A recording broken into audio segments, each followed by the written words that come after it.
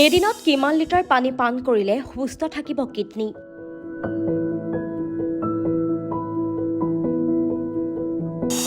বৃক্ক সুস্থ কৰি ৰাখিবলৈ প্ৰচুৰ পৰিমাণে পানী খোৱাটো প্ৰয়োজন।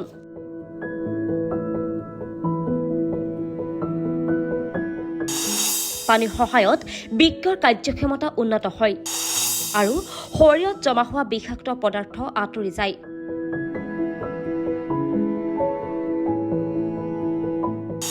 আজিৰ প্ৰতিবেদনত জানো আহক বৃক্ক কেনেদৰে সুস্থ কৰি ৰাখিব পাৰি।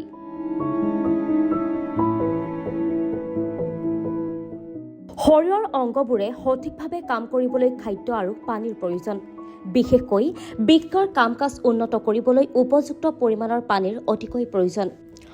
পানীয়ে বৃক্কক সুস্থ কৰি ৰাখে আৰু বহুতো ৰোগৰ পৰা হাত সাৰিব পাৰি। গোটেই দিনটো পৰ্যাপ্ত পৰিমাণৰ পানী খাব লাগে। বৃক্ক সুস্থ কৰি ৰাখিবলৈ দিনটোত কিমান পানী খাব লাগে আৰু কিডনীৰ বাবে পানী কিয় গুৰুত্বপূৰ্ণ আজি জানো আহক।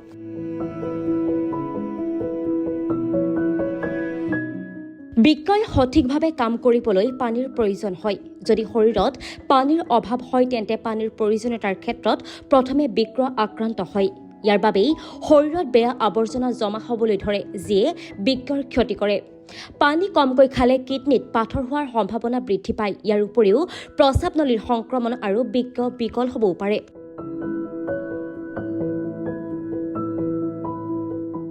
স্বাস্থ্য গৱেষণাৰ মতে এজন সুস্থ ব্যক্তিয়ে দিনটোত 3 পৰা 4 লিটাৰ পানী খাব লাগে। অৱশ্যে এই নিয়ম আপোনাৰ লিংগ, কৰ্ম, ঋতু আৰু শৰীৰৰ ওপৰত নিৰ্ভৰ কৰে।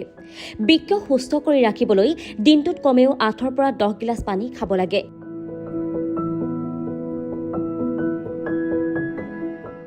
বৃক্ক ৰোগত আক্ৰান্ত লোকে চিকিৎসকৰ পৰামৰ্শ লৈহে পানী খাব লাগে। ইয়াৰ ফলত বৃক্কই প্ৰস্ৰাৱ পাতল কৰি শৰীৰত জমা হোৱা আৱৰ্জনা বাহিৰ কৰি দিয়ে। যদি আপোনাৰ এনে সমস্যা আছে তেন্তে আপুনি কম পানী খোৱাটো উচিত।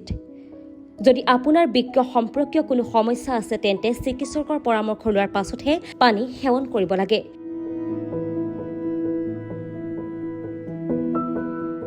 বৃক্ক বিকল হৈ থকা বা কিডনীত ডায়েলিচিছৰ প্ৰয়োজন হোৱা লোকে পানী অতিকৈ কমকৈ খাব লাগে। অত্যাধিক পানী খালে কিডনীত প্ৰচুৰ পৰিমাণে চাপৰ অনুভৱ হয়।